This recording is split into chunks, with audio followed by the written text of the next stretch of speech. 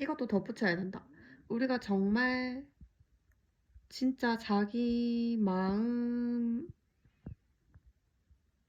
통해서 어, 추측을 하게 되면, 그러니까 마음 때문에 어떤 그런 추측을 하게 된다고 했잖아요. 우리한테 정답같이 믿어지는 추측이잖아요. 그러니까 우리가 내가 나 스스로 인식하는 어떤 세계, 그거는 분명히 정답이고 좋을 수밖에 없다는 거예요. 어떤 모든 지식들도 그런 식으로 만들어졌을걸요? 어, 되게 우리한테 좋은 지식 말이에요. 어,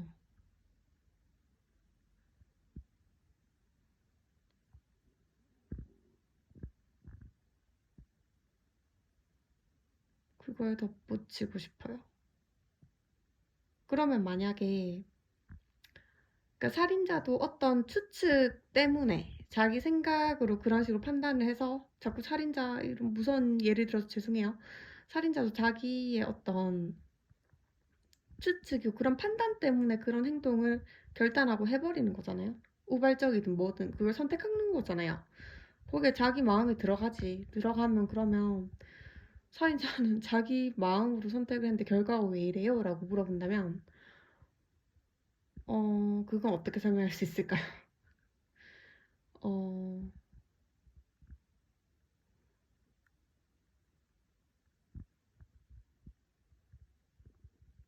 어, 저는 이렇게 답을 할게요. 자기 마음을 잘 못 읽은 거지.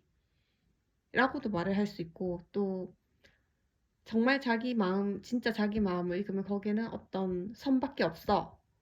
뭐 그런 식으로 이제 영적 공부에서는 이런 얘기를 하잖아요.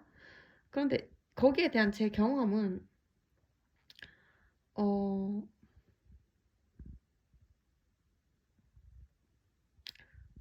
그러니까 그런 어떤 원칙이 없는, 어떤 규칙이 없는 상황의 발생은 이제 자기 마음이 분명히 작용을 하고 있는데 자기 마음을 잘 모를 때예요. 그래서 자기 진짜 마음을 알라고 이렇게 신호를 보내다 보니까, 어, 그러니까 그때는 내 마음이 어떤 신호냐면 내 마음을 좀 더 깊이 이해해 보라고 하는 신호인 거예요. 그런 신호들, 그러니까 그러면 우리가 어떤 시련도 겪고 이렇게 하잖아요. 그러면 이제 반성을 하고 거기서 이제 진짜 내 마음을 만날 수가 있는 거죠. 그렇게 되도록 내 마음이 계속 이끈다는 거예요. 그래서 우리가 그 살인자한테 기회를 주잖아요. 사형을 안 시키고 좀 더 선진국들은 그런 사형 제도를 하지 않잖아요. 저도 그게 맞다고는 생각을 해요. 왜냐면 그 영적 세계에서도 우리가 어떤 영적인 죄에 대한 어떤 심판을 받는데 물론 소멸시키는 경우도 있는데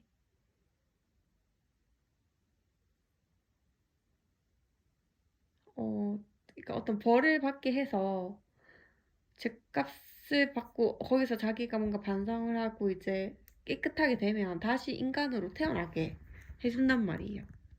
근데 그게 어떤 기준인지 모르겠어요. 소멸하는 거랑 그 어떤 지옥을 보내서 벌을 받게 하는 거랑 어떤 기준인지는 잘 모르겠어요. 음. 그래서 제가 이런 얘기를 하고 싶으니까 내가 하는 어떤 나쁜 선택이나 그런 거에 내 마음이 있는데 그때 내 마음이 하는 역할은 그런 과정을 겪음으로 해서 어, 내 마음이 어떤지를 진짜 내 마음이 어떤 건지 알아라고 하는 거죠. 음. 그래서 내 마음이 무조건 선한 어떤 것이란 걸 알게 되면 그때부터는 음, 제대로 된 추측을 할 수 있죠.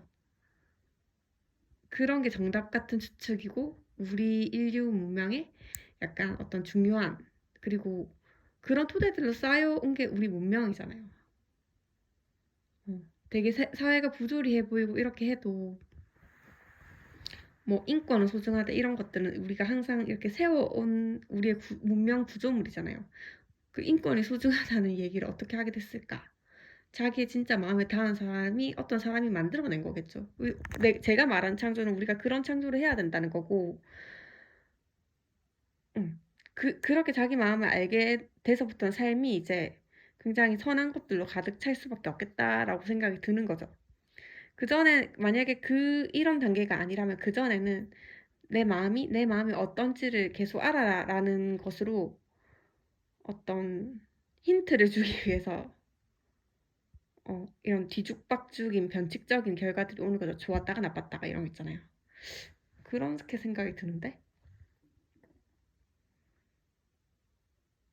그래서 우리는 다양한 추측을 할 수 있지만 거기서 진짜 정답 같은 어떤 추측, 그거에 대해서 우리는 결단하고 선택을 할 수 있는 그런 추측은 진짜 내 마음이랑